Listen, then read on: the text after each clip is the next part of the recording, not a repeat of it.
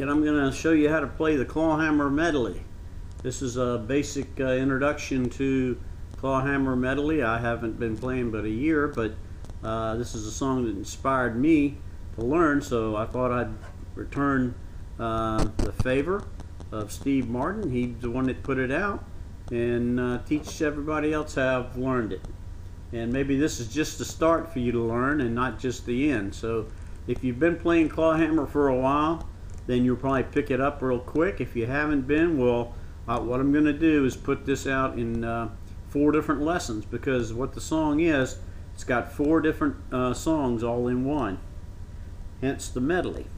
The first song is Sally Ann, the second song, the Johnson Boys, third song, Simple Gifts, and the last song is Loch Lomond. And then he comes back and repeats Sally Ann to finish up the song.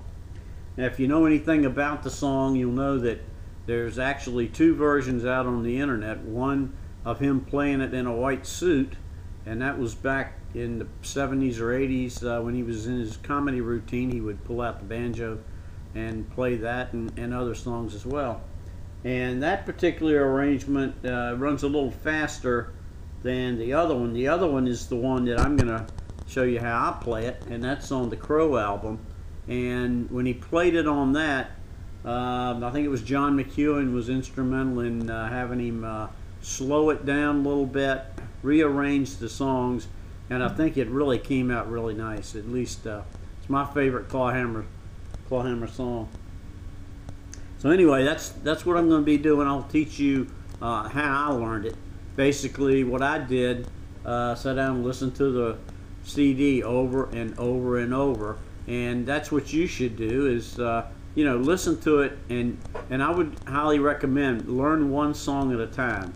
Take Sally Ann, learn that, and then move on to the Johnson Boys, and then Simple Gifts, which is the longest of the 4 and probably the most difficult to master, and then the last one is Loch Lomond, and that's fairly easy. Now, what Steve Martin has said is when he arranged these songs and played them, he tried to keep everything as much as he could on the first string, keep the melody line on the first string. And what you'll see when I'm doing is mostly doing that. Now, sometimes I'll go to the second string because it's easier to hit the note on the second string than it is to try to come all the way down to the second frets on the first string. It's easier to just go on the second string. So feel free when you're learning the song to experiment with some things. Maybe you've had some more experience and you can play on some other strings. There's nothing written in stone here. It's you know, whatever you feel comfortable with. I don't profess that this is the exact duplicate of what he plays. It's my version of the Clawhammer Medley. I think I've got it fairly close, but I think Steve is using a lot of double thumb and drop thumb, and I haven't learned that. So you won't hear some of the notes that he's getting maybe triplets on that I won't be able to do, and haven't learned drop thumb. Like I said, I've only been playing almost a year, not quite a year yet. So anyway, we're going to start off with the tuning. Now, the tuning he uses is a D tuning, and basically first string is a D, second string is a A, third string F sharp, fourth string D, fifth string is a A. Now, the best way to get that A on the 5th string is if you have one of these little gadgets here, which is a model railroad spike or something similar, a screw or something to hold the 5th string down at the 7th fret. That'll give you the A. If you just take and scoot your string underneath there, it'll pitch it up from what is normally a G tuning up to the A. And like I said, use your tuner if you have one, and bring it right into tune, and you should be in tune with his CD. Now, let me go ahead and give you the strings so you can get your instrument in tune. I'm going to start with the first string and go up. First string is a D.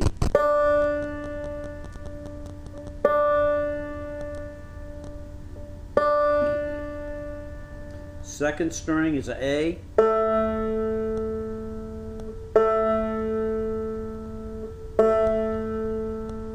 Third string, F sharp.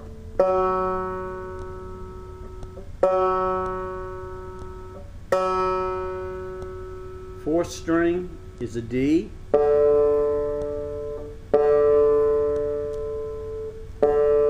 And the fifth string is an A.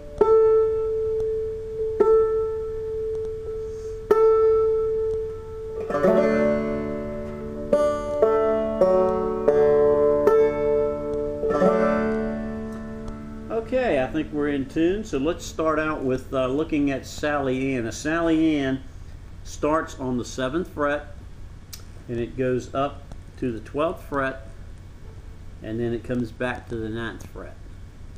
And that's basically the way it starts off. 7th fret, 12th fret, 9th fret. And it goes like this.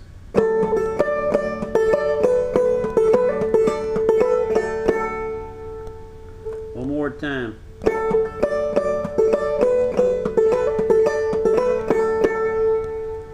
That's the first part. Then I go to the 7th, the 9th, back to the 9th on the 2nd string, and then the 1st string open. So let's put that in with it.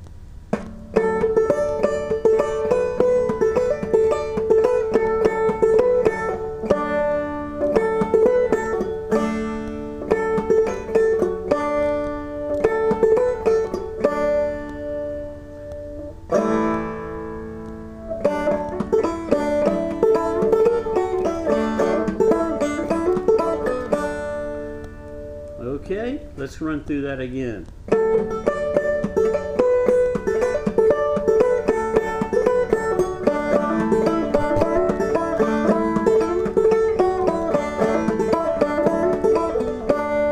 Now that's just a walk down from the 7th fret down to the 4th, the 2nd, and open.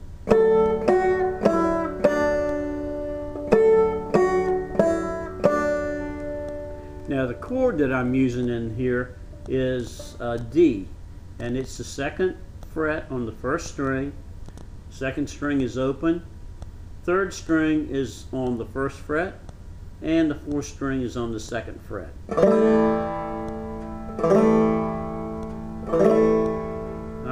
I need to make a correction. It's not a D, it's probably an A.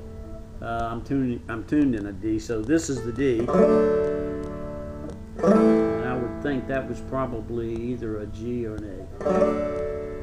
At any rate, it's the other chord you use in the song. So Sally Ann starts out like this.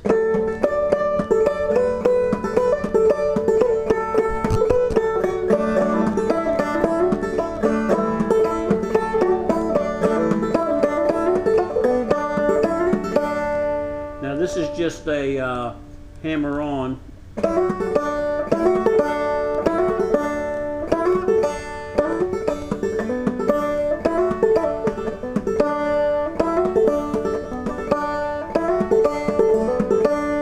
Now you'll find that is used quite a bit in the whole song.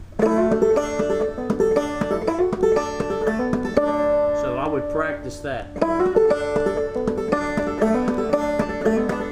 Your basic clawhammer bump ditty.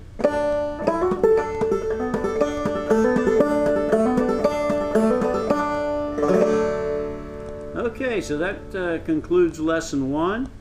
I would suggest you get your banjo tuned up and sit down with the video and go through it, and let me know if you have any questions.